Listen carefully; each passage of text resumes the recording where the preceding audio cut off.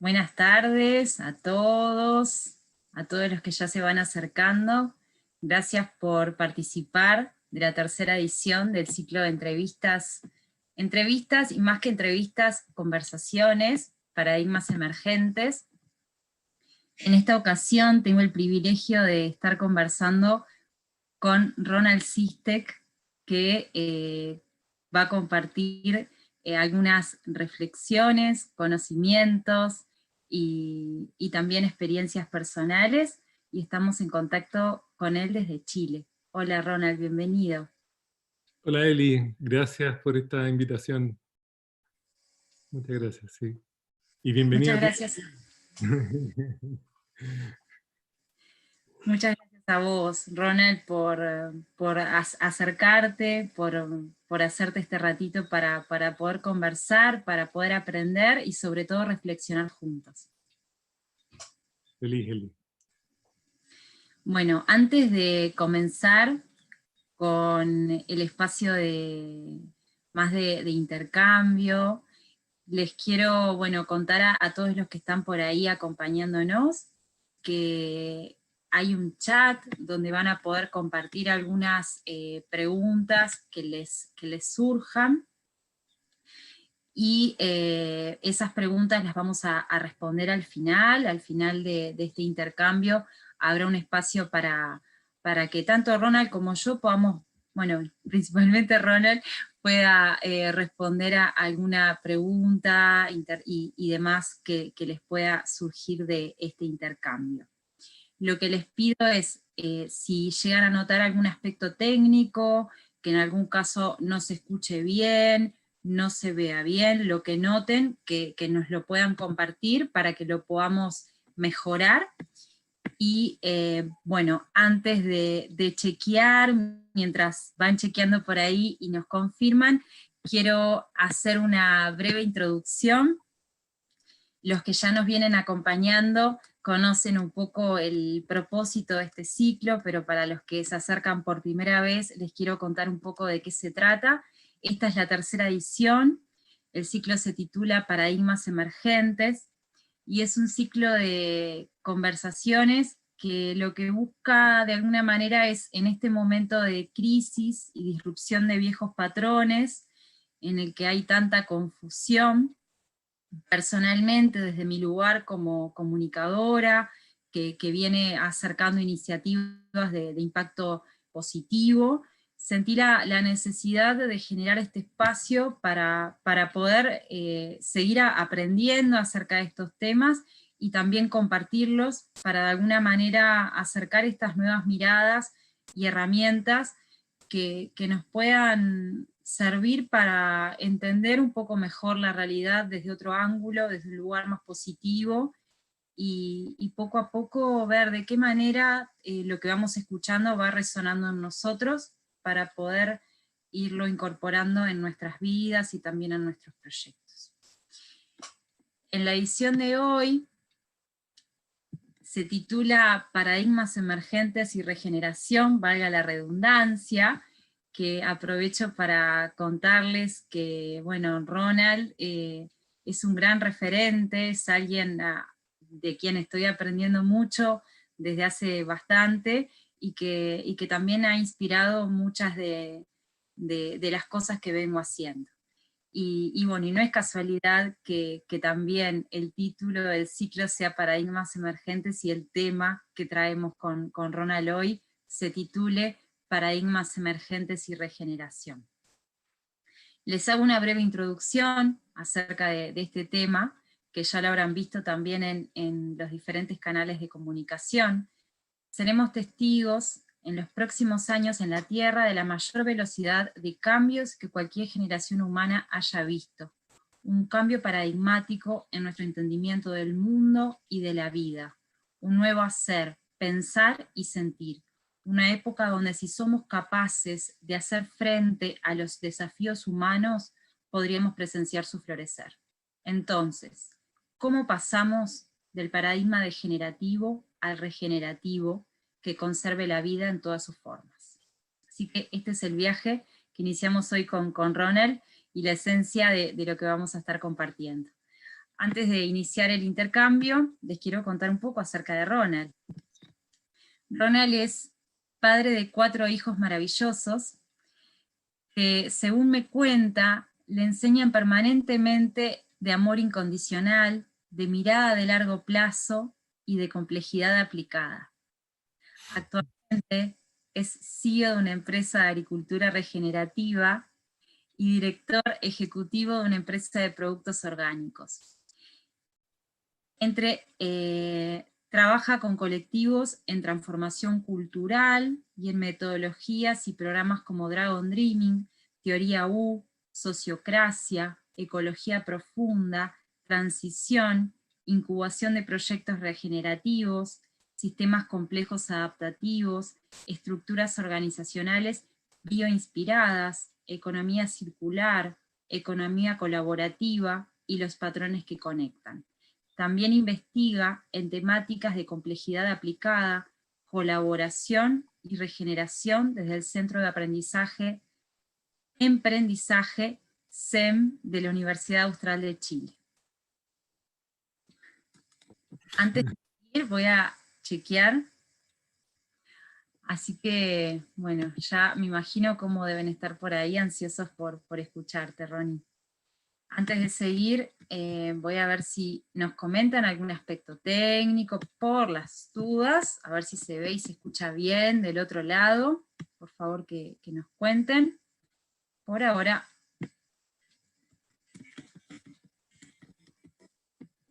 porque acá, como ya les conté en otras entrevistas, está el departamento técnico también a la vista, así que hacemos todo durante el diálogo. Bueno, va todo bien, nadie se quejó. Ronald, antes de empezar, quiero compartir un extracto de los 4 cuartetos de Eliot con el que resoné en uno de los talleres que pude compartir con Ronald, que Ronald facilitó y estuvo compartiendo sus conocimientos para dar inicio a este espacio de intercambio. Nunca dejaremos de explorar, y al final de nuestra exploración llegaremos a donde empezamos, y conoceremos el lugar por primera vez. Ronald, ¿cuál es el significado de este extracto y qué tiene que ver con los paradigmas emergentes? Wow. Bueno, gracias Eli, gracias por esa presentación tan linda. Ese extracto de ese poema en realidad ha sido una inspiración permanente para mí, porque tiene que ver con la cantidad de veces que tenemos la oportunidad de volver a ver el lugar como si fuera la primera vez que lo vemos, ¿no? Tenemos como poca experiencia en remirar, siento yo, y la vinculación con los paradigmas emergentes y en particular como con el metamomento en el que estamos, para mí tiene que ver con la posibilidad real de sumergirnos en una reflexión mucho más profunda que las reflexiones que hemos tenido como especie, porque claramente hay un momento como muy grande de cambios profundos y con una velocidad de cambio que ya la vemos que es tremenda. Entonces, ese extracto para mí como que tiene mucho que ver con la posibilidad o con las múltiples posibilidades de lo que podemos hacer como humanidad y individualmente, colectivamente, respecto de lo que se viene, ¿no? Entonces hay algo que están haciendo que nadie sabe muy bien qué forma va a tener. Entonces, qué gran momento, qué gran oportunidad para poder observar como si fuera la primera vez, ¿no? Y quizá llegar a reflexiones un poco más paradigmáticas y un poco más cosmológicas de lo que significa estar vivo, de lo que significa compartir esta gran casa con muchas otras especies. Y eso, más o menos.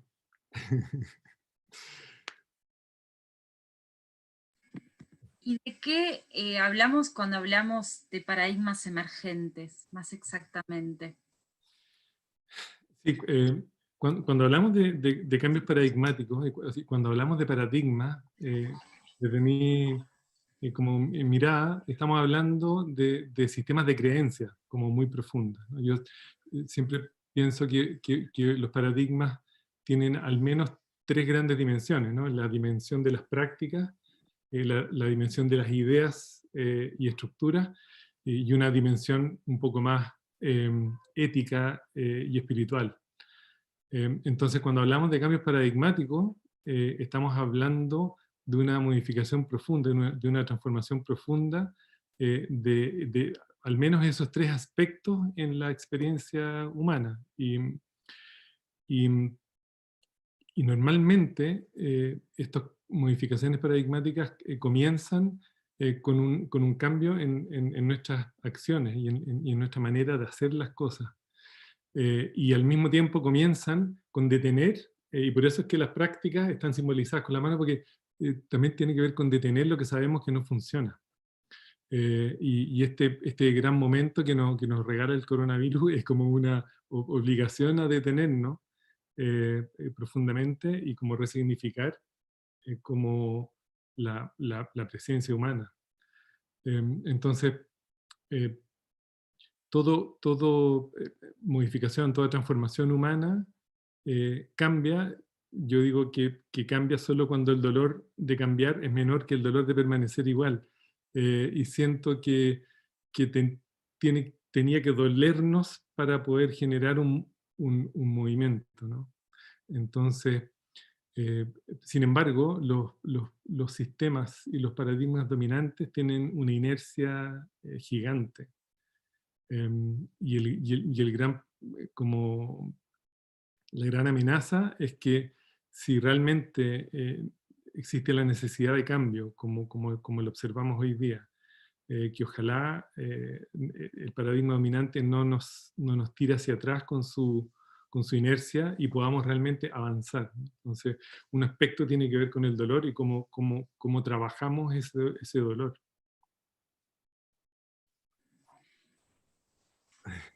Para ir un poco hacia atrás y poder como, ya vamos a hablar un poco más acerca de esta crisis actual, pero para poder entender un poco más en la historia, con ejemplos concretos, ¿cuáles fueron esos grandes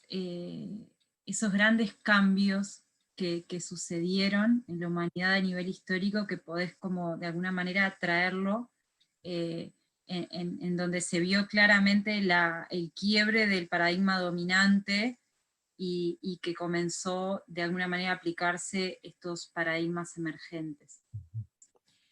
Es una gran pregunta y a mí me gusta pensar que en los últimos 60.000 años de experiencia humana hemos pasado por tres momentos así hipersignificativos como en términos de cambios paradigmáticos. En el que estamos ahora vendría siendo el tercero, pero hay dos anteriores que yo los considero muy relevantes, que el primero tiene que ver con la experiencia humana del paso de ser cazadores-recolectores a ser agricultores. Y ese es un paso que comenzó hace unos 12.000 años y permanece. Es un proceso que ha durado 12.000 años. Todavía hay por ahí algunas etnias en distintas partes del mundo en ese mismo proceso. Pero al mismo tiempo fue un proceso de movimiento paradigmático porque nos transformamos muy profundamente. Hay algunos que llaman a ese primer gran cambio el gran olvido, porque los patrones que generamos en ese primer gran cambio es como si se nos hubieran olvidado. Y desde mi mirada, esos patrones tienen mucho que ver con el estado de sobrecarga y colapso en el que estamos actualmente. Entonces, ese primer gran cambio trajo consigo patrones como el desarrollo de las jerarquías, ¿no? Jerarquías que comenzaron con sacerdotes en la cabeza, luego siguieron con faraones, con reyes, y luego con comerciantes, y los comerciantes se transformaron en empresarios, y los empresarios se transformaron en mega empresas. y son los que manejan de muchas maneras como el movimiento, el comportamiento del ser humano. Entonces, esas primeras jerarquías fueron bien claves porque trajeron consigo algo que yo siento que es muy relevante, que es que las jerarquías funcionan con un tipo específico de campo social asociado a la jerarquía, que es el campo social del miedo.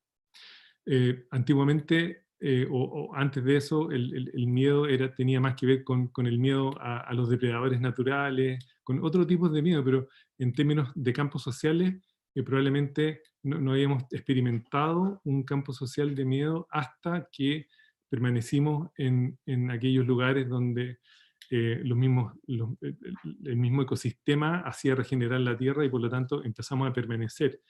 Entonces, como la construcción de las primeras ciudades y las primeras civilizaciones fueron generando para funcionar estos campos sociales de miedo asociados a la jerarquía. El otro fenómeno que ocurrió, que es un patrón muy relevante, tuvo que ver con la supresión de lo femenino, para poder desarrollar tipos de civilizaciones que son consideradas patriarcales, como definitivamente, ¿no? Hay mucha evidencia de eso, y hoy día hay un gran movimiento de retorno a lo femenino, ¿no? Como a recuperar lo femenino, no solamente en términos de género, sino que en términos como holísticos, ¿no? Claro, la energía femenina. Energía femenina, abrir el poder de la vulnerabilidad, el poder de como todas las cosas que están asociadas a movimientos un poco más femeninos. Entonces, fue muy interesante eso, porque desde que somos agricultores, empezamos curiosamente, que es el cuarto patrón, que tiene que ver con esta desvinculación de la madre tierra, ¿no? Y por eso también la desvinculación de lo femenino, porque empezamos a separarnos de la naturaleza. Y en el tiempo, el efecto que tuvo eso es que nos empezamos a separar de nosotros mismos y nos empezamos a separar del otro. Entonces, ese primer gran cambio, desde mi mirada, es tremendamente relevante, y esos patrones que comenzamos a coevolucionar como especie, yo diría que son los que nos tienen con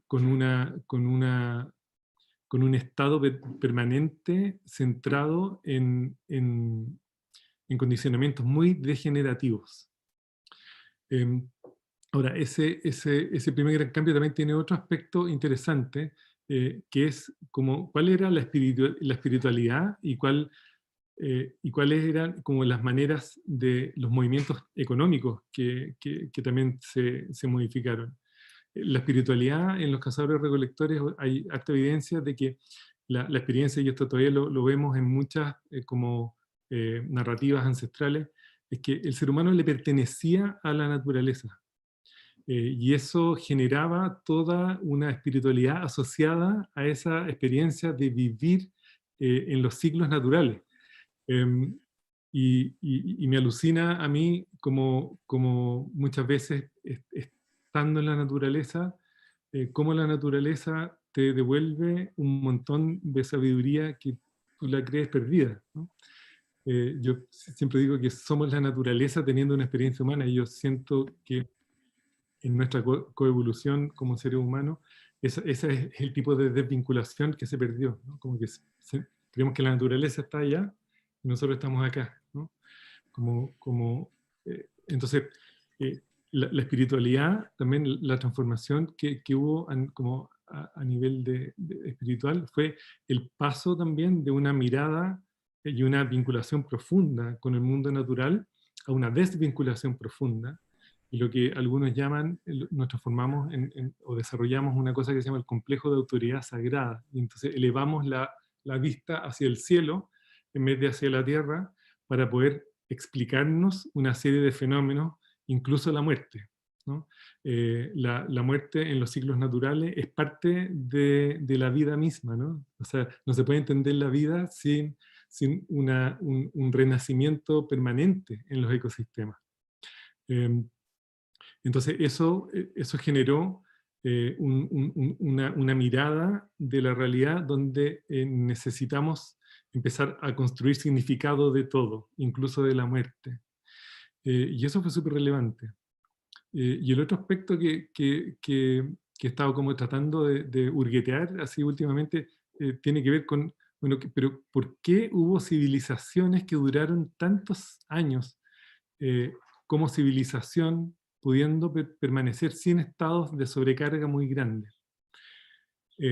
Y me gustó mucho leer la otra vez de que en realidad la experiencia de la economía del regalo hacía que no solamente los que recibían el regalo tuvieran como un despliegue hormonal de hormonas de la felicidad, sino que la persona que entrega el regalo también. Hay algunos experimentos que se han hecho últimamente como para medir oxitocina y otras hormonas, y es muy interesante de que una comunidad donde hay permanente como hay un centro o la economía del regalo es algo central, permanecen con niveles de felicidad muy grandes.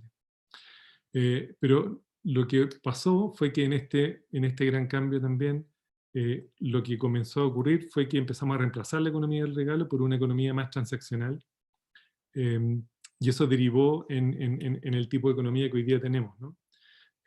Como la economía de la acumulación. Empezamos a acumular el grano y con eso se modificó profundamente como la experiencia económica también.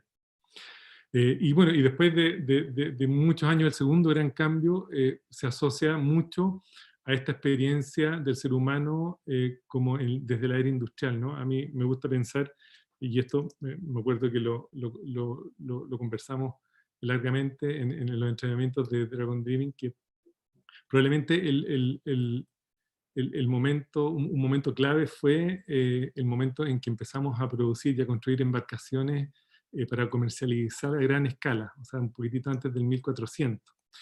Y eso modificó la manera de comercialización, y eso también probablemente puede ser un hito relevante como para decir, mira, acá ya empezó un tema como a una escala que iba a atender a lo global, ¿no? Entonces, la profundización de eso, hay una expresión que lo usa mucho la Joanna Macy, que es que entramos, o el cambio de ser agricultores lo transformamos en una sociedad de crecimiento industrial, que tiene una metáfora muy clara, que se expresa en esa expresión del crecimiento industrial, que es que empezamos a tener como la creencia de que podemos crecer infinitamente en un planeta que es finito. Y eso evidentemente que es un comportamiento totalmente no sustentable, y por eso es que el gran cambio en el que estamos es un cambio donde todos los cambios también se hacen en función de lo que uno quiere conservar. Y probablemente lo que necesitamos conservar hoy día es eh, algún concepto cercano a la vida en todas sus formas. Entonces, lo interesante en términos del ritmo de la velocidad de cambio es que el primer gran cambio es un cambio que ha durado miles de años. El segundo gran cambio es un cambio que ha durado algunos cientos de años. Y este tercer gran cambio en el que estamos, dada la velocidad de cambio y dado el nivel de sobrecarga y colapso que tenemos, es un cambio que no puede demorar más de una década, como tope 2. Entonces, nada, como agradezco la pregunta y aprovecho de como agradecer de estar vivo en esta época, porque nuestra generación va a ser testigo de ver si las acciones que vienen nos van a permitir generar un cambio a tiempo o no. Sin lugar a dudas que también de muchas de las cosas que contás, de estos grandes cambios, han traído muchas cosas positivas, pero también de todo de alguna manera es como hemos llevado todo al extremo también, como seres humanos, como decís vos, estando en un planeta finito, hemos estado de alguna manera usando los recursos como si fueran infinitos. Entonces ahí está como el exceso, de alguna manera, de- de todo que tiene su parte positiva y también negativa, como compartís, que acá el desafío es ver de qué manera no solo somos sustentables, sino también empezamos a regenerar para devolverle más a la tierra de lo que le hemos sacado. Pero bueno, en un ratito vamos a profundizar un poco acerca de eso. Ronald, contanos cómo fue tu proceso personal, de alguna manera. ¿Cómo fueron tus grandes quiebres a nivel personal? Esas grandes tensiones que tuviste en tu vida que de alguna manera te llevaron a conectarte con todo esto y a hacer lo que haces hoy y a resonar con todos estos temas y, y estar haciendo todo lo que estás haciendo en diferentes organizaciones y colectivos.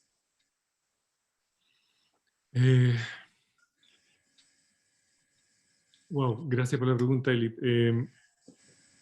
Mira, yo siento que he tenido como tres grandes momentos también, curiosamente, tres grandes momentos de reinvención y tres grandes momentos de cambio profundo. Em, el primero, yo te diría que fue a los 18 años, tuve una experiencia cercana a la muerte, donde el sistema nervioso autónomo empezó a funcionar como bastante erráticamente, eh, y entonces tenía cambios de presión y una serie de alteraciones, ¿cómo se llama? Cardíacas también. Perdí el conocimiento varias veces, qué sé yo, pero hubo una de esas que fue particularmente especial. Y me aferré a la vida profundamente. Y desarrollé inicialmente un miedo muy grande, incluso a quedarme dormido. Yo me acuerdo que yo hacía mucho deporte y como que una parte de mi sueño tenía que ver con dedicarme al deporte. Bueno, y ese sueño se vio completamente truncado en ese momento. Y me acuerdo muy bien que desarrollé un miedo profundo, me da mucho susto quedarme dormido, como te contaba, y cuando despertaba, eh, además probaron varios remedios conmigo, entonces había remedios con los cuales perdía la sensibilidad cutánea, entonces cuando despertaba en la mañana, para confirmar que estaba vivo, me peñiscaba algunas partes del cuerpo donde todavía tenía sensibilidad, eh, y me acuerdo que por largas horas agradecía por estar vivo. Eh, y, y, y cuando uno tiene una experiencia así, en realidad eh, lo que me pasó fue que me sensibilicé, se sensibilizaron como mis sentidos, ¿no? Y entonces como que veía los colores mucho más nítidamente, veía mucho más colores. Yo me acuerdo que desde la cama en la que dormía en la casa de mis papás, miraba para afuera y miraba las nubes pasar, le agradecía y miraba los múltiples colores verdes que tenía un árbol que estaba frente a mi pieza y agradecía. Me pasaba horas agradeciendo, eh, porque realmente hubo un periodo donde entre que tenía esta experiencia y diagnosticaban lo que tenía, había como una incertidumbre muy grande, ¿no? Entonces, ese recuerdo me trajo un poco a estos días, ¿no? Como a los días del coronavirus y decir, wow, en realidad este es un buen momento para volver a reflexionar respecto de la muerte, porque la muerte está a la vuelta de la esquina. Eh, Esto está recién comenzando y lo que me dan ganas de decirte es que, wow, qué suerte tenemos de estar sanos, ¿no? Pero como damos por hecho de que nos levantamos todo el día y tenemos múltiples preocupaciones y los días pasan volando, ¿no? Es como que ganas y qué suerte quizás poder parar y reflexionar respecto de la maravilla que hay detrás de estar vivo. Y probablemente mi espiritualidad se transformó en eso, ¿no? En maravillarme con el aparecer del momento a momento. Fue una época en que viví muy, muy en el presente, muy, muy en el presente, lo que fue un regalo porque también empecé busqué ayuda y aprendí a meditar, empecé a hacer tai chi a los 18 años, con una maestra maravillosa, la Trini Fariña, que la adoro hasta el día de hoy, y le tengo así un agradecimiento profundo porque en esos 10 años fue como una evolución así tremenda de poder en realidad pasar por el cuerpo todas las emociones que me estaban pasando. Aprendimos de meditación taoísta, después seguí con otros linajes meditativos, así que tengo como, y para mí representa también como un portal que se abrió muy bonito para poder empezar a mirarme hacia adentro, ¿no? Permanentemente, y tener como la capacidad de estar conmigo, ¿no? eh, entonces, nada, ese fue como un primer gran cambio. Fue un cambio donde modifiqué, incluso modifiqué la manera de hablar. Terminé hablando bastante más lento de lo que hablaba antes. Pero fue muy bonito porque siento que algo comenzó en ese momento que fue como caminando paralelamente a toda mi otra experiencia vital, ¿no? Que tenía que ver con estudiar y con ser hijo y con conocer gente. Eh, entonces ese yo diría que fue mi primer gran cambio. El segundo y el tercero están bastante más cercanos y yo te diría bueno, ese primer gran cambio fue bastante como un cambio por necesidad, ¿no? Donde hubo también mucho dolor y todo.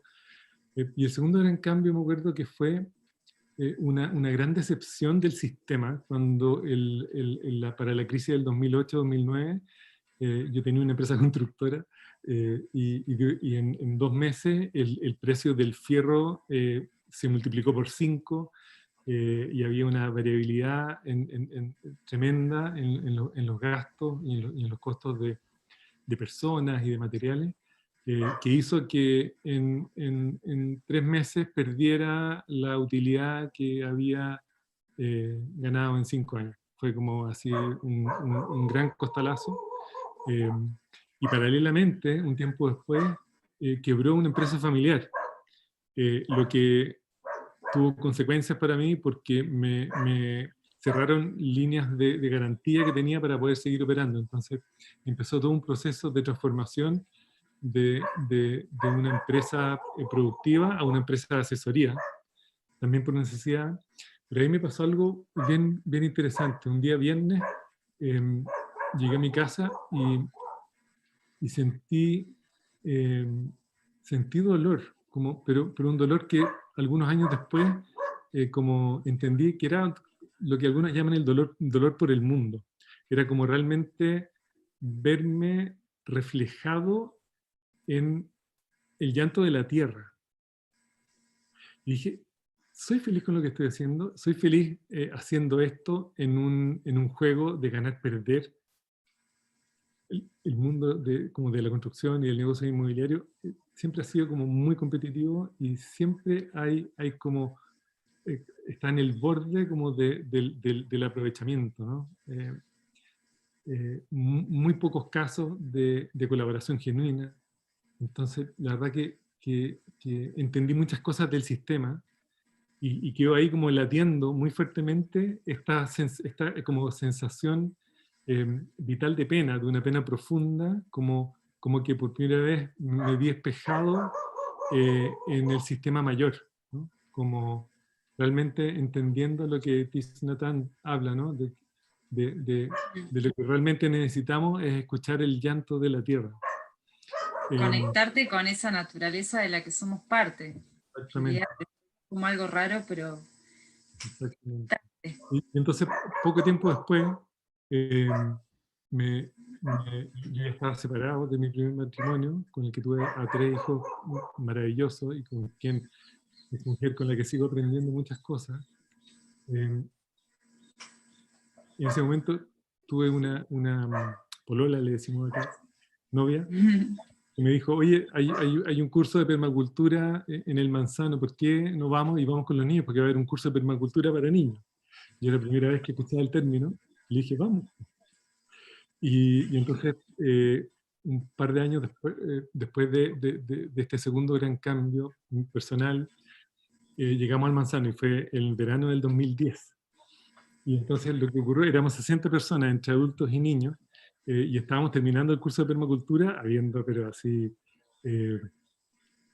estudiando así todos los principios, y un grupo así, además maravilloso de gente, y 3 días o 2 días antes de terminar el curso, fue el terremoto del 2010. Fue un terremoto grado 9 punto algo, así muy, muy fuerte, quedó la embarrada en Chile, pero nosotros estábamos allá con agua de noria, con comida en abundancia, y bueno, y la luz no era tan importante porque nos levantábamos al amanecer y nos acostábamos cuando se iba la luz.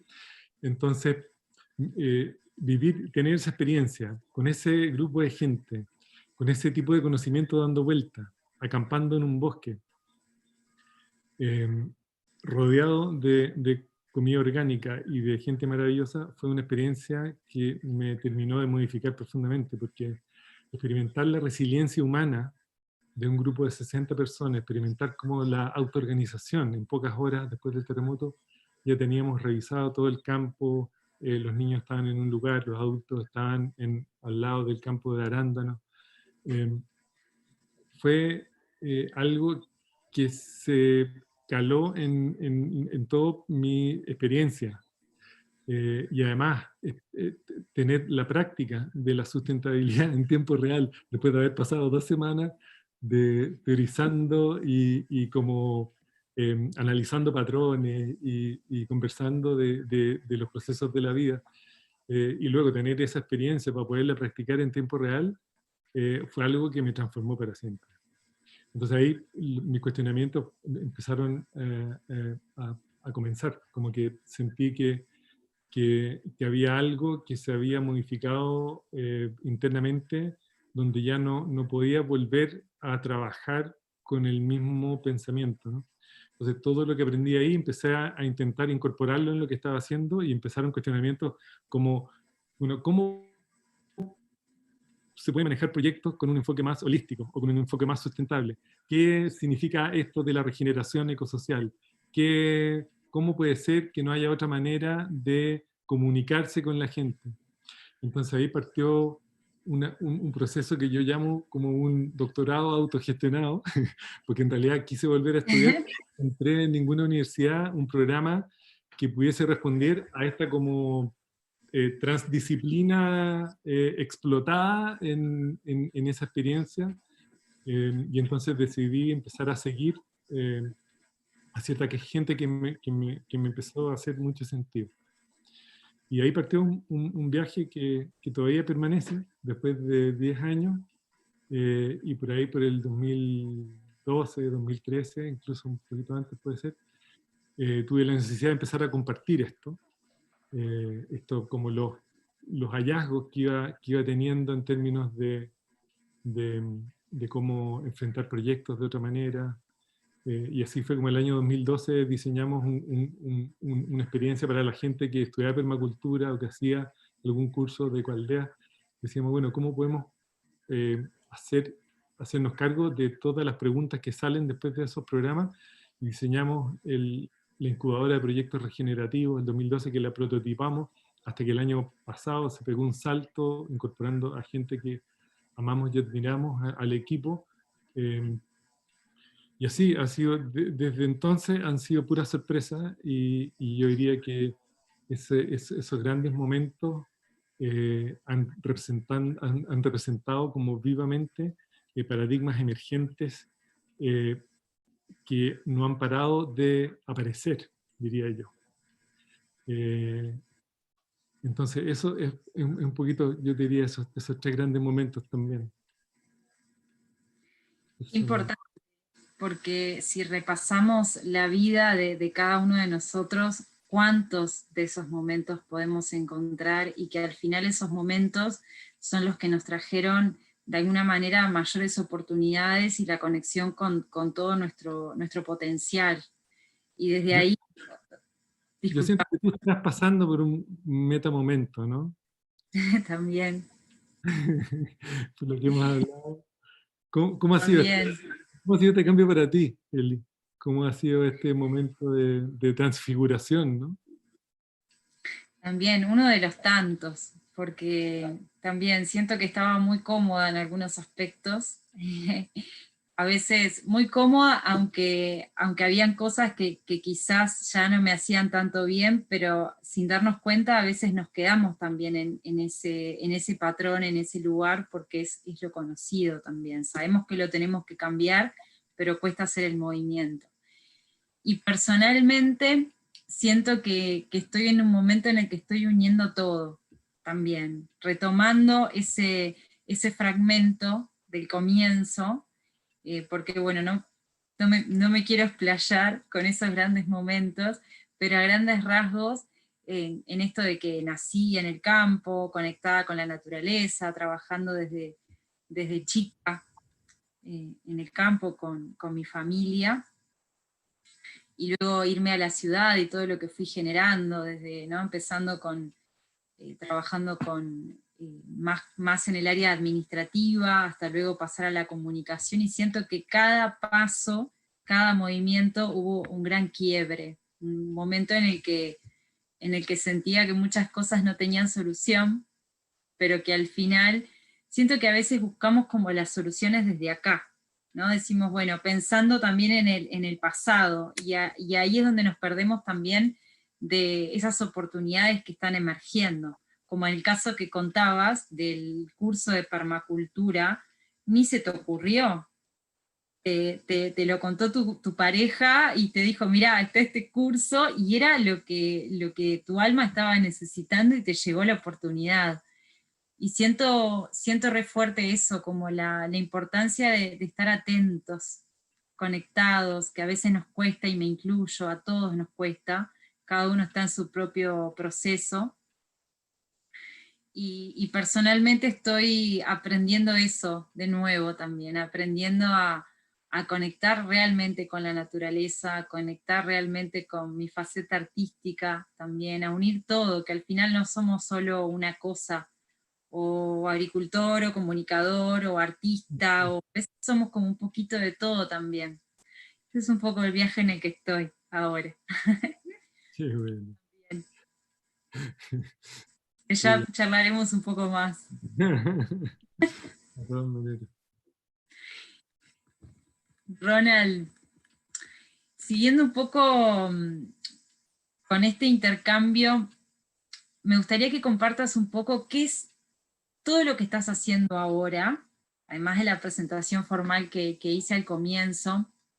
Me gustaría que compartas un poco qué es exactamente todo lo que estás haciendo, de qué forma estás trabajando con las diversas organizaciones y colectivos, tanto en Chile, en América Latina, como también en Europa o en otros lugares del mundo. De alguna manera, cómo es tu intervención, ¿no? Y más específicamente de qué se tratan estos nuevos paradigmas con los cuales trabajas. Eh, sí, yo siento que he tenido mucha suerte. Y en los últimos años lo que me ha pasado es que desde el año 2014, cuando me invitaron dos personas alucinantes que también quiero mucho, la Esther Fechi y la Carolina Jerez, me invitaron a ser parte del Centro de Emprendizaje de la Universidad Austral, un centro que fundó Manfred Max Smith, con quien tuve el placer de trabajar y conversar también bastante. Eh, eh, Crearon este centro, que es un centro muy, muy particular, eh, donde pudimos, por un lado, darle el ADN del centro, incorporando como todas las temáticas que estaba trayendo en términos de tipologías de estructuras con las cuales funcionar, cómo generar ciertos propósitos evolutivos, cómo abrirnos a una manera de trabajar por proyectos y generar estrategias de toma de decisiones. Eh, pero fundamentalmente cómo poder incorporar en un curso específico que nos dieron la posibilidad de crear, de co-crear, un curso que llamamos Emprendizaje Colaborativo, de cómo poder incorporar la transdisciplina en la experiencia de los alumnos, pero era un curso abierto a todas las carreras, y cómo dentro de ese curso podíamos generar grupos de trabajo a quienes invitar a participar en un proceso de aprendizaje transformacional, por un lado, pero haciéndose cargo de proyectos reales, donde algunos semestres pudimos asociarnos con FOSIS, que es un organismo gubernamental, y trabajar en proyectos reales comunitarios con comunidades bastante marginales. Entonces, esa mezcla de cursos era un curso bien, bien especial, no había otro curso así en la universidad, y eso nos permitió, por un lado, poder integrar mucha metodología que íbamos capturando y tener retroalimentación en tiempo real con estos grupos. Ver como procesos de transformación y poder también experimentar los potenciales de colaboración y una serie de cosas que nos interesaba observar. Entonces yo digo siempre que tuve mucha suerte porque ese era como un laboratorio humano maravilloso. Entonces tenía el área académica y con la intención puesta en esa investigación, pero al mismo tiempo trabajaba con organizaciones, entonces la retroalimentación de todos los aprendizajes académicos los incorporaba en las organizaciones y al mismo tiempo estaba trabajando comunitariamente. Tuve la posibilidad de recorrer o trabajar como intensamente en 9 países y entonces tuve la posibilidad de facilitar muchos procesos humanos con muchas comunidades accidentales y tener la posibilidad de también tener retroalimentación en tiempo real y poder como investigar también otra temática que me fascinó desde muy temprano en estos últimos 10 años, que tenía que ver con las comunidades de práctica y aprendizaje. De hecho, en Uruguay hay un ejemplo maravilloso de comunidad de práctica en la cual tú también participas. Entonces, y eso ha sido también, yo diría que otro lugar de aprendizaje gigante, ¿no? Entonces, tener estas 3 áreas, ¿no es cierto? El área académica, el área organizacional y el área comunitaria, en permanente retroalimentación, generó como entendimientos múltiples permanentemente. Y eso, y por eso estoy demasiado agradecido, porque he tenido como un nivel de aprendizaje y de reaprendizaje gigante. Entonces, me considero muy afortunado. Y en los últimos años, yo decía, chuta, ¿cuál es mi rol? ¿No? Porque hubo 2 años donde estuve muy periférico al sistema. Y en los últimos años dije, wow, parece que hay este rol de estabilizar el sistema enfermo, es un rol que cumple mucha gente y que como que la energía y la intención fueron como haciéndome retomar y cada vez más como caminar en el ambiente organizacional. Y fue así como en los últimos 2 años, como que la mezcla del desarrollo de una manera de intervenir que considera pensamiento sistémico y considera sistemas complejos aplicados a sistemas humanos, como que hizo mucho sentido en muchas de las intervenciones que hice. Y tuve la suerte de conocer organizaciones maravillosas. Algunas organizaciones pequeñas caminando hacia grandes, otras medianas caminando hacia grandes, otras en procesos de transformación profunda, otras con dolores profundos. Entonces empecé a tener como una experiencia muy variada en tipologías de dolores organizacionales, donde como eh, intervención o meta-intervención, como le llamo yo, hacía sentido porque definíamos direcciones de viaje y íbamos avanzando como en lo que yo llamo los adyacentes posibles. Y así, una de las empresas en las que comencé a trabajar el año pasado, que aprovecho de también decir de que es clave que las primeras posiciones en las organizaciones tengan un propósito evolutivo y que realmente entiendan que los negocios no pueden seguir haciéndose como siempre, ¿no? Y yo tuve la suerte de estar como cayendo una y otra vez en empresas donde me topaba cada vez más con directivos, con dueños, con gerentes que tenían un tipo de ética distinta al que yo había visto hace 7, 8 años atrás. Entonces, desde esa mirada, como que hoy día yo siento que hay un campo para poder integrar y compartir maneras de intervenir que son distintas a las tradicionales. Y desde esa mirada empecé a intervenir en un pequeño holding de un grupo de empresas que de a poco hemos ido como intensificando y hoy día estoy como a cargo de 2 proyectos muy bonitos, uno de agricultura regenerativa y otro de retail orgánico, donde pretendemos, entre otras cosas, internalizar el 100% de los costos y poder demostrar de que un negocio no solamente es necesario que tenga rentabilidad económica, sino que también tiene que ser regenerativo porque no podemos permanecer con la creencia de que ya la suma cero es todo lo que podemos hacer, o que tengan algo de rentabilidad ecológica o algo de rentabilidad social.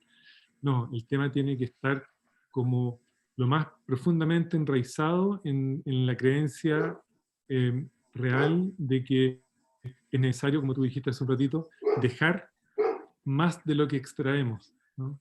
Entonces, y ese concepto es clave. Y si no lo implementamos en el mundo de los negocios, el colapso va a ser mucho más rápido. Entonces necesitamos aplanar la curva, no solo del coronavirus, sino que de la caída en estado de colapso que está el modelo económico. Entonces, vi como que tenía un rol ahí que considerar y por eso es que estoy haciendo esto que estoy haciendo. Las empresas B también hablan mucho acerca de eso, ¿verdad? Esto de no solo pensar en el impacto económico, como hemos venido pensando hasta ahora, y esa forma de extractivista, de alguna manera, y empezar a ver como el campo completo, ¿no? Contemplando también el ámbito social y medioambiental en igual medida. Y dentro de eso, no solo llevarlo a cero, sino que necesitamos empezar a regenerar, darle más de lo que ya le hemos quitado. Así que con este puntapié te invito a que puedas profundizar un poco más. ¿Cómo usamos estos paradigmas emergentes para regenerar? ¿Cómo es ese proceso de regeneración y qué implica? Discúlpame, un paréntesis, antes de seguir. Te quedó como una luz delante, que está bueno, quiere decir que hay un rayito de sol que está entrando por ahí, lo cual me parece maravilloso, pero quizás girarlo para que te puedan ver mejor. Entrando Ahí, fallo. bárbaro. Gracias por compartir ese rayito. Qué lindo. Sí, es todo un tema este de la regeneración. Sí, y el movimiento B está dando mucho que hablar. A mí me parece un súper buen primer paso la experiencia B. Hay otro movimiento muy interesante que está agarrando fuerza, que es el de las empresas conscientes o de capitalismo consciente. También tiene una serie de fundamentos y una serie de principios.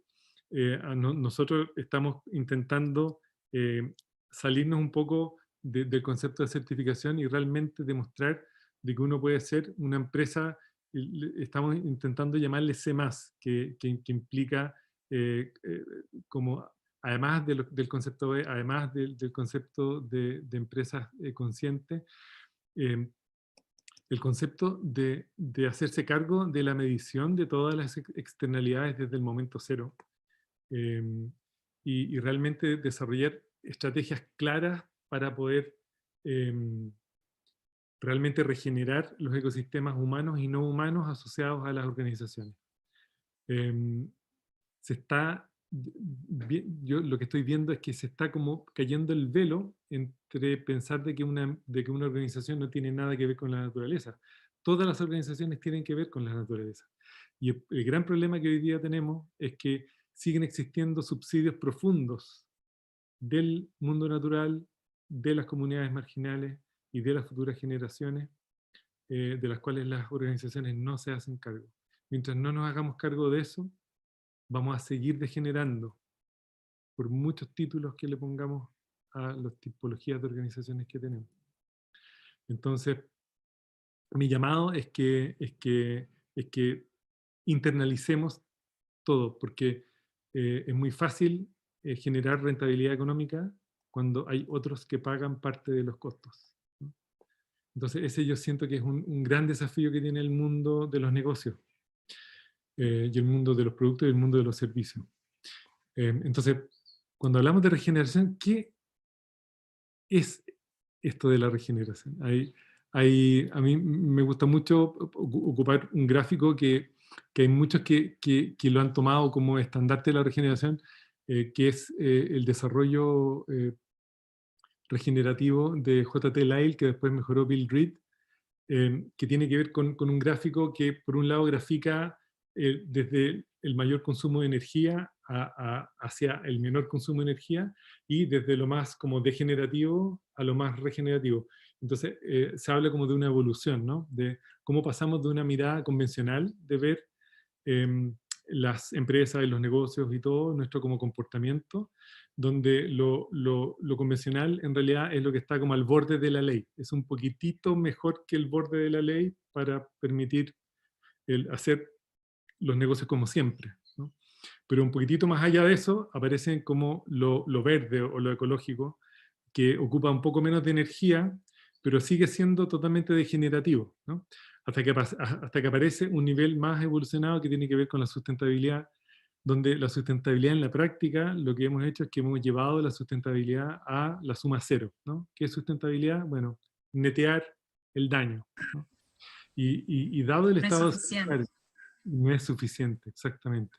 Entonces aparecen conceptos como la restauración, ¿no? Que implica eh, eh, generar, por ejemplo, captura de carbono, pero cuando uno genera solo con la mirada de la restauración, que todavía tiene el paradigma dominante, ¿no? Uno planta, claro, campos llenos de pinos o de eucalipto en zonas donde quizá el agua no es suficiente, entonces en el corto plazo el eucalipto chupa el agua y quedan los ecosistemas secos y se pierde diversidad, etc. Entonces, eh, lo restaurativo es muchísimo mejor que lo convencional y que lo verde y que lo sustentable, pero tampoco es suficiente. Entonces hay un estado intermedio entre lo restaurativo y lo regenerativo que algunos llaman el estado reconciliatorio, que tiene que ver justamente con esta vuelta al interser, a la unidad y a la no separación entre el ser humano y la naturaleza. Yo me acuerdo una vez, escuché una charla de Peter Senge donde decía, eh, el ser humano, como toda especie, vive en un nicho ecológico. Y por primera vez podemos decir que el nicho ecológico del ser humano, dado la cantidad de seres humanos que somos, el nicho ecológico responde a la Tierra en su totalidad, ¿no? O sea, el nicho ecológico del ser humano hoy es la Tierra completa. Entonces decía, bueno, ¿qué tipo de conciencia eso requiere? ¿No? Eh, entonces, es muy central eso, porque el estado reconciliatorio, desde mi mirada, tiene que ver con cómo reconciliamos esa percepción que tenemos de separación y volvemos a entender de que lo que le ocurre al mundo natural es solamente un espejo de lo que nos está ocurriendo a nosotros como especie. Entonces, esa capacidad de poder espejarnos, siento que es una necesidad hoy día de poder desarrollar y decir, bueno, dado que en realidad somos la naturaleza teniendo una experiencia humana, y dado que nuestro nicho ecológico ya no es una parte de la Tierra, sino que es la Tierra en su contexto completo, bueno, ¿qué tipo de conciencia eso requiere y qué tipo de revinculación? ¿Cómo podemos volver a enamorarnos de la naturaleza? Entonces, es muy interesante porque cuando me dicen, bueno, pero ¿qué decís tú? Bueno, ¿esto es regenerativo o no es regenerativo? Y yo siento que esa percepción, porque así como Fritjof Capra dice que en realidad si uno va río arriba para entender cuáles son los fundamentos profundos de las múltiples crisis sistémicas que tenemos, en realidad la crisis fundamental es una crisis de percepción, es una crisis de cómo nosotros vemos el mundo, es una crisis cosmológica del ser humano, de su vinculación profunda con todo lo que lo rodea. Si hay algo que hoy día quedó en evidencia total para los que no lo pensaban así, es la profunda interconexión e interdependencia de todo, ¿no? Lo que ocurre en China ocurre en muy poquitas semanas en el resto del mundo, ¿no? Entonces, para hablar de regeneración, yo siento que necesitamos sacarnos ese velo que tenemos de separación y realmente reinterpretar nuestra presencia humana desde una mirada de amor profundo por la naturaleza, por el otro y por nosotros mismos. Entonces, eso es regeneración, ¿no? Un poco acerca de eso también hablábamos en la primera edición con Teresita Domínguez en el marco de la ecopsicología, que también es uno de los temas que trabajás, que ahí mencionás la ecología profunda, que de ahí nace la ecopsicología de alguna manera. La naturaleza, de alguna forma, nos hemos visto como algo fuera de la naturaleza, pero somos parte de todo eso. Bueno, Ronald, podríamos charlar durante horas. Ya incluso ya nos pasamos un poquito del tiempo que habíamos estipulado, pero bueno, vamos a estirarlo unos minutitos más porque vale la pena este intercambio.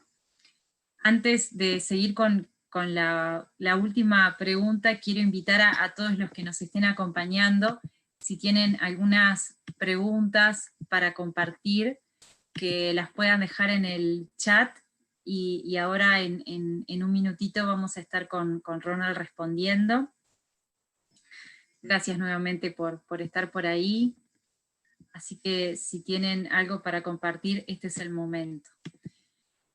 Ronald, vamos un poco a la actualidad, ¿no? Yendo un poco a la crisis actual y este gran cambio de época que estamos viviendo. ¿Qué representa para ti esta crisis que estamos atravesando y qué sentís que nos trae?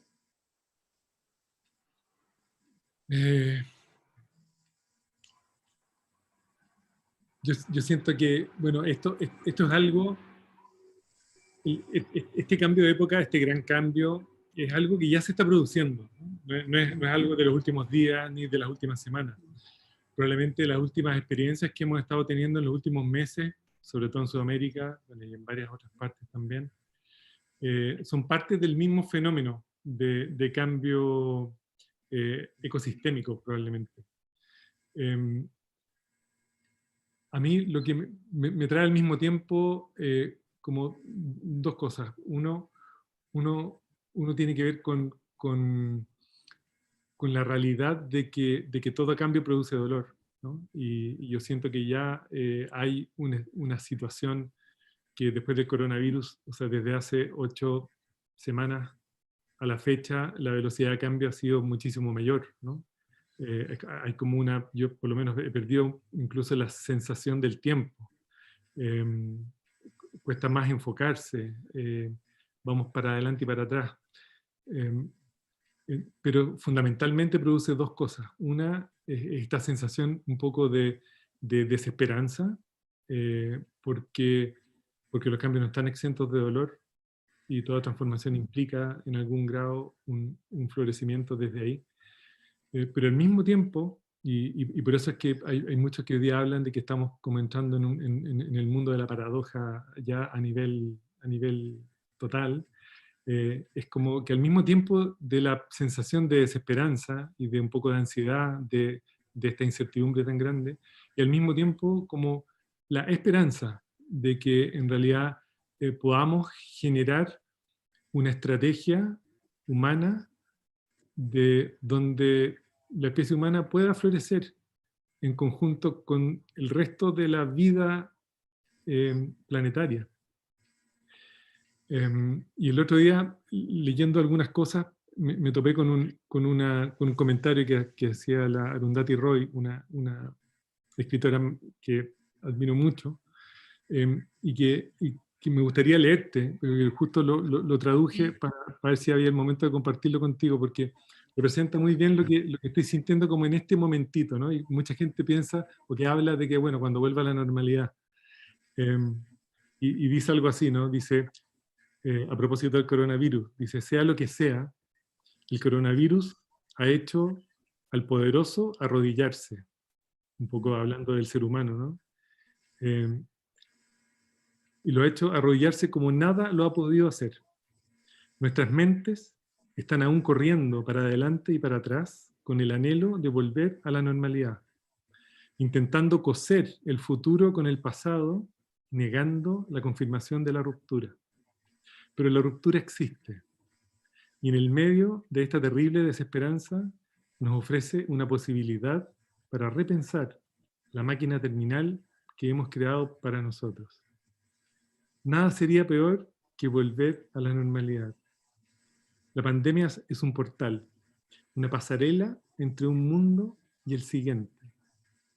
Podemos elegir pasar la pasarela arrastrando las carcasas del prejuicio, el odio y la avaricia, nuestro banco de datos e ideas muertas, nuestros ríos muertos y el cielo con humo, o podemos atravesar la pasarela livianamente, con poco equipaje, listos para imaginar otro mundo posible y listos para pelear por él.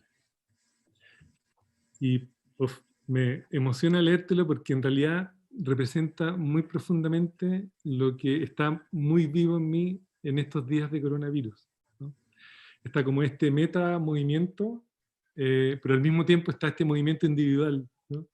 Entonces, eso es como una gran invitación a abrirnos a todas las posibilidades que tenemos, abrirnos a desplegar la imaginación y la creatividad donde nunca hemos llegado, a volver a soñar. Es una gran posibilidad para volver a soñar el mundo que queremos ver y el mundo que le queremos dejar a las futuras generaciones. Gracias, Ronald.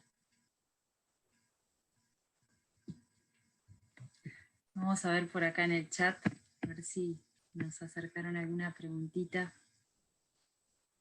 Me quedé emocionada. Después te voy a pedir ese texto, incluso lo podemos compartir por acá también. Dale.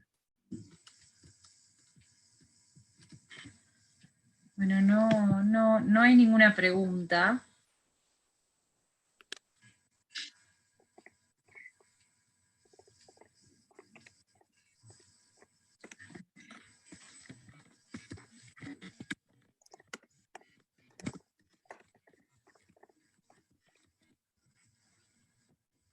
Ronald, como para ir cerrando, ya compartiste un pedacito en este último intercambio, pero me gustaría profundizar un poco dentro de la brevedad posible,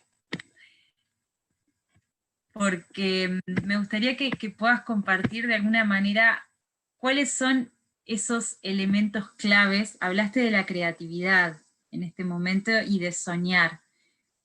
Para cerrar me gustaría hacer como un repaso de esos elementos que compartís y que he escuchado también en tus talleres, que son como esos elementos, esa caja de herramientas, digamos, para poder seguir trabajando en nosotros y en los grupos de los cuales somos parte para poder trascender y evolucionar.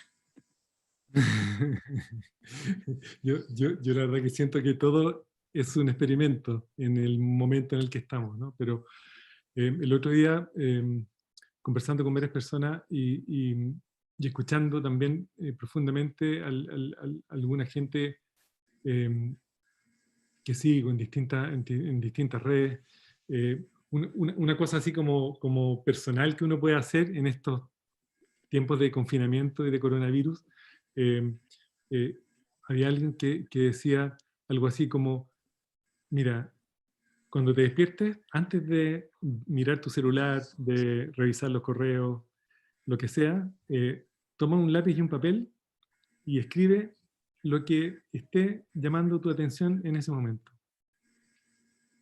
Con la intención de incluso descargar, como sea lo que sea que esté vivo en ti en ese momento. Yo lo he hecho en los últimos días y la verdad que ha sido muy reconfortante, diría yo, que me permite estar un poquitito más liviano, que eso tiene mucho que ver con ese primer como patrón que comparto siempre, que tiene que ver con recuperar una vida más simple, ¿no? Como volver a ver la vida más sencillamente. Yo creo que este confinamiento también ha demostrado de que en realidad no necesitamos tantas cosas, ¿no? Y ha desplegado también un montón de creatividad en mucha gente, ¿no? Que está arreglando su ropa, aprendiendo a cocinar, trabajando, armando una huerta, cosechando, podando ahora en esta época en el hemisferio sur al menos, que se empieza a poder podar. Bueno, Entonces eso, como simplificar, ¿no? la vida. Y luego tratar de tener desde lo individual algunos momentos como de quietud, ¿no? A los que les resuena meditar, meditar, a los que les resuena caminar, caminar, sacar a pasear las mascotas, como un momento como de stillness, como de quietud, de no estar ahí como intentando descifrar qué es lo que va a ser el futuro o el pasado, ¿no? Ah. Claro, como desarrollar la capacidad de tomar conciencia, ¿no? Eh, Había alguien por ahí que hablaba de que el gran problema que estamos teniendo es que no estamos dejando de notar lo que dejamos de notar. Tal cual. Entonces, si es que no ponemos atención a lo que dejamos de notar, no va a haber cambio, ¿no? Me encantó eso, encontré una muy buena como punto para poner atención. Y lo otro tiene que ver, los otros patrones que siempre comparto, tiene que ver con y que ha sido otra estrategia muy buena para estos días, compartiendo con varios grupos, tiene que ver con armar un círculo de apoyo, ¿no? ¿Con quién puedes conversar tu experiencia emocional? Algunos profes de la universidad, de colegio, me han escrito para preguntarme, oye, ¿cómo manejar, cómo hacer una reunión con los alumnos virtualmente? Que en realidad nadie nos ha entrenado para eso. Y yo le digo, mira, ¿qué hacemos con el contenido? Yo les digo, la verdad que el contenido es periférico.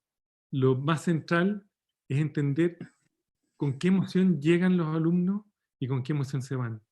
Y si con la emoción que se van es relativamente mejor a con la emoción que llegan, hiciste la mejor clase, ¿no? Entonces, y el contenido, bueno, el contenido se lo mandáis por mail, da lo mismo. Lo más relevante en este momento es construir comunidad. Siento que, y eso fue en una conversación que tuvimos con Fritjof Capra hace 2 años atrás con un grupo de amigos, que fue una conversación muy, muy linda. Él, después de 30 años dándole vuelta a las ciencias de la vida y todo, nos dijo, mira, si hay algo relevante en estos momentos, es poner atención en cómo construimos comunidad. Yo siento que ahí hay algo que tiene que ver con lo más humano de lo humano que hemos ido perdiendo en el tiempo. Es como volver al círculo, ¿no? Y bueno, ¿y qué es lo que uno hace en el círculo? Bueno, comparte las historias, comparte las emociones, se toman decisiones colectivamente, hay soporte. Entonces, siento que la construcción de comunidad es otro patrón muy relevante en épocas de grandes movimientos como este.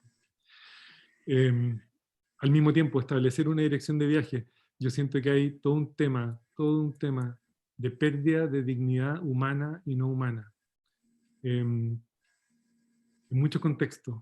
Entonces yo siento que una gran dirección de viaje para el mundo político, para el mundo empresarial, tiene que ver con la recuperación de la dignidad humana y no humana en todas las áreas posibles. Así, tratar de mantener un estado interior humilde, porque solos no podemos solucionar las cosas. Por eso es bueno el trabajar comunitariamente, ¿no? Y definir círculos de trabajo, armar comunidades de práctica, practicar nuevas cosas, experimentar, reflexionar, retroalimentarse. Qué importante. Y recuperar, como sea, el desarrollo de campos sociales de confianza, como suspender el miedo, siento que el miedo es la gran amenaza de estos días. Sí. Y Suspender, dejamos que nos domine. claro, suspender el miedo a la muerte, suspender el miedo a lo desconocido, suspender el miedo a vivir navegando en la incertidumbre. Tenemos que desarrollar estas capacidades en este momento. Y de ahí entonces hay un gran llamado a colectivamente poder hacer sentido juntos. Siento que lo más relevante, una de las cosas relevantes hoy día es hacer sentido para desde ese sentido que se hace intuitivamente poder construir significado.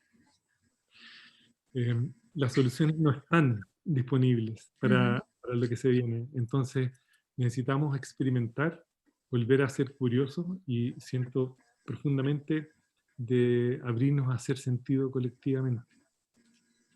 Sí, no hay un manual para este camino. Tenemos que experimentar de alguna manera. Sí, por ahí. tenía este libro que lo estoy releyendo en esta época, que es un libro de Buckminster Fuller, que es el Gracias. Manual Operativo para la Nave Tierra. Altamente recomendable. Un libro que se escribió en la década del 30, pero que estaba Entonces, más... ¿hay un manual para la nave Tierra? No sabía. Em, sí, bueno, tanto que poder más compartirte, Eli, pero siento que es súper momento para abrirnos a la experiencia intuitiva del ser humano. Yo confío mucho en la sabiduría colectiva, confío mucho en la intuición La y la... intuición, un gran elemento para esa cajita de herramientas. Tal cual. Y tratar de utilizar el cuerpo de todas las maneras posibles, sobre todo en esta época de comunicación. Yo también pienso que, que hay que dejar de hablar del mundo virtual, porque de muchas maneras esta conversación también es real. Y yo puedo empatizar contigo y con tu mirada y con tu emoción, casi como si estuvieras acá al lado. Sí, yo siento lo mismo. Podemos estar lejos, pero estar cerca de alguna manera. Y a veces tenemos personas al lado con las que nos sentimos muy alejados también. Exactamente. Va más allá de la distancia. Y así Gracias. bueno, podemos también revalorizar el abrazo y el Mm, beso, y la cercanía humana también, que es algo que también damos por descontado y que en realidad es mucho más relevante de lo que pensamos. Lo intercontextual, lo relacional es tremendo.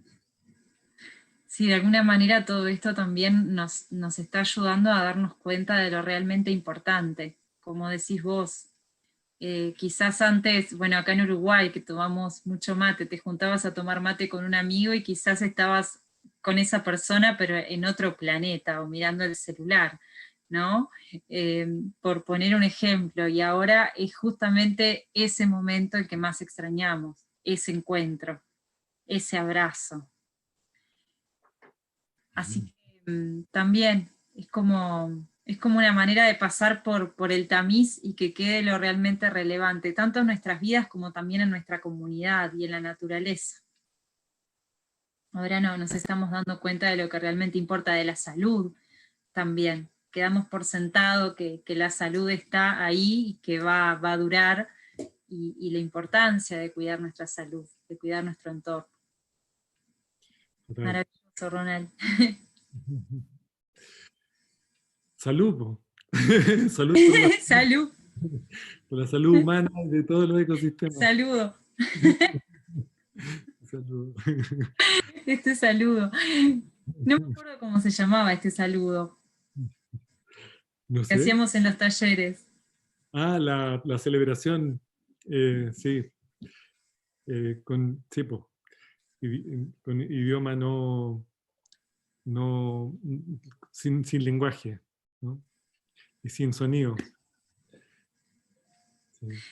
Ronald, bueno, para ir cerrando te invito a que puedas compartir las redes de contacto, un sitio web o redes sociales, algo que quieras compartir y alguna invitación que también quieras acercar a los televidentes. ¿Qué podemos compartir? Bueno, hay un sitio que se llama círculodeapoyo.org, donde hay algo de material, algunos artículos que tienen que ver con esto que hemos conversado, por si a alguien le interesa.